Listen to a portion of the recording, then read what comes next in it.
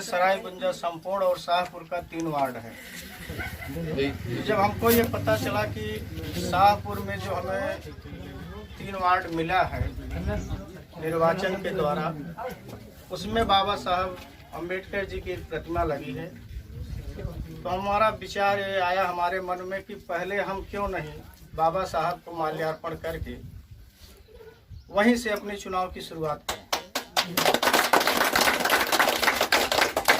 आज हम इस लोकतंत्र में जिंदा हैं और हमारा सम्मान है तो बाबा साहब की देन है, क्योंकि बाबा साहब ने अपने जीवन में बहुत कष्ट सहा है। उनके साथ जो भेदभाव हो रहा था, जब वो बचपन में पढ़ने जाते थे तो उनको जो है विद्यालय के बाहर बैठाया जाता था। जिस बर्तन में सभी बच्चे पानी पीते थे, उस बर्तन से बाबा साहब को पानी नहीं पीने दिया। बाबा साहब जब पढ़ लिख के उस योग्य हुए, बलिस्टर हुए, और 47 के बाद जब देश आज़ाद हुआ तो बाबा साहब के ही संविधान से देश को चलाने का एक मौका मिला। बाबा साहब ने छुआछूत भेदभाव को सबको खत्म करने के लिए एक धागे में सारे जनमानस को पिरोया। पिछड़ा, अट पिछड़ा, दलित, ओबीसी, माइनॉरिटी के सारे लोगों को समाज में रखा। समय समय से हम लोगों को प्रतिनिधित्व करने का मौका जो मिलता है वो बाबा साहब की ही देन है। कभी आरक्षण में हमें ओबीसी का आरक्षण मिल जाता है, हमें सीट मिल जाती है, कभी हमारी क्षेत्र पंचायतें एससी हो जाती हैं, तो आपके बीच के लोगों का, आपके ही भाई को प्रतिनिधित्व करने का मौका मिलता है। ऐसी तमाम चीज़ें हैं जो बाबा साहब की देन है। नौकरियों में आरक्षण, जुडिशरी में आरक्षण, सारे लोकसभा में जो भी मेंबर हैं उसमें काफ़ी लोग आरक्षण की बदौलत हैं। अगर बाबा साहब संविधान में ये अधिकार नहीं दिया होता तो हमारे बीच के लोग कभी लोकसभा, विधानसभा नहीं पहुंच पाते, क्योंकि लोगों के द्वारा इतने सताई हुई कौम थी हमारी दलित, पिछड़ा, कि जो कभी उनके मन में जिज्ञासा नहीं होती थी कि हम भी चुनाव लड़ेंगे, हम भी प्रतिनिधित्व करेंगे। सरकारें आती जाती रहती हैं। जब आरक्षण लागू हुआ तो लोगों के मन में ये विचार आया कि पंचायती राज आरक्षण जब उत्तर प्रदेश में लागू हुआ तो हमारे बीच के लोग जिला पंचायत अध्यक्ष, प्रधान, चेयरमैन सब चुन के आने लगे और हमारी बात भी शासन तक पहुँचने लगी।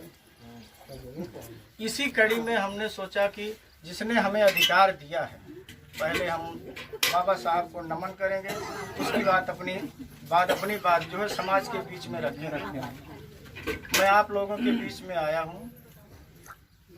हमसे आप लोग सीनियर भी हैं, जूनियर भी हैं, पिता तुल्य बुजुर्ग भी हैं। हमारे विचार आप लोगों से टैली करें तो हमको मत दे के आप एक बार मौका देने की कोशिश करें। अभी समय है, लगभग 25 दिन, 1 महीने लगेगा चुनाव में। तमाम लोग लड़ने आएंगे। आजकल देखने को मिलेगा आपको कि नकल करने वाले भी आएंगे। आज आपको देख लिए हैं, कल वो भी आएंगे। तो नकल करने से भावनाएं बदलती नहीं है। आदमी के अंदर जो विचार होता है, जो शैली होती है, वो जेहन में पहले से रहती है। और सबसे बड़ी बात यह है कि जिसके पास समाज सेवा करने का मौका हो, समय हो, वो अगर इस किसी पद पे रहता है तो आपके बीच में दुख सुख में पहुंचने की कोशिश करता है। जिसके पास समय नहीं है, समाज सेवा करने का जज्बा जिसके अंदर नहीं है, उसको आप पद दे देंगे तो पद आपका मिथ्या हो जाएगा और कभी आपके सम्मान स्वाभिमान के लिए खरा नहीं उतरेगा। इसी बात को हम आप लोगों के बीच में इसलिए कह रहे हैं कि काफ़ी लोगों को मौका दिया गया।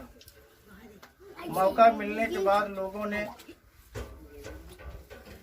बहुत तलाशा कि जिसको हमने पद पे बैठाया वो कहाँ है। जब अपने बीच में नहीं मिलता है देखने के लिए तब बहुत बड़ा दुख होता है कि क्या हमने फैसला ले लिया। लोगों के बहकावे में आके, भावनाओं में बह के वोट लेने वाले बहरूपिया होते हैं। कोई हाथ जोड़ के कोई पैर पड़ के, कोई रो के। जैसे आप पिक्चर देखते हैं, फिल्मों में देखा है, रोल करने वाले कितने मायावी होते हैं। वो पैसा लेके रोल करते हैं, देखने वाला बैठ के रोता है। उनको लगता है कि ये बहुत सताया गया है, ये बहुत परेशान किया जा रहा है, लेकिन वो उनका कर्म है, उनका रोल है। अपना रोल करके पैसा लेके वो चले जाएंगे। ऐसे आपको मिलेंगे जो अपना एक रोल कर रहे हैं पद पाने के लिए। वो पैसा पाने के लिए रोल कर रहा है, ये पद पाने के लिए कर रहा है।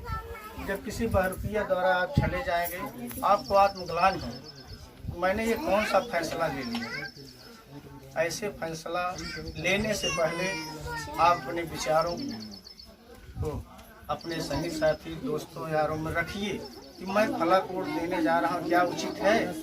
हो सकता है हमारे समझ में नहीं आए, अगले के समझ में आए, नहीं जो आप करने जा रहे हैं ये गलत है। फला व्यक्ति को चयन करना चाहिए जिसके पास समाज में रहने की, बोलने की समय, बैठने का, उठने का, आपके बीच में दुख सुख में रहने के लायक है, उसके पास समय है, तो सही चयन आप जरूर कर लेंगे। यही हमारी आपसे गुजारिश है। और ये बात आपको मौका देंगे, मैं आपके बीच में हमेशा खड़ा उतरूंगा। इसी के साथ मैं अपनी बात को समाप्त करता हूँ। जय समाजवाद, जय हिंद, जय भारत। बाबा साहेब अमर रहे।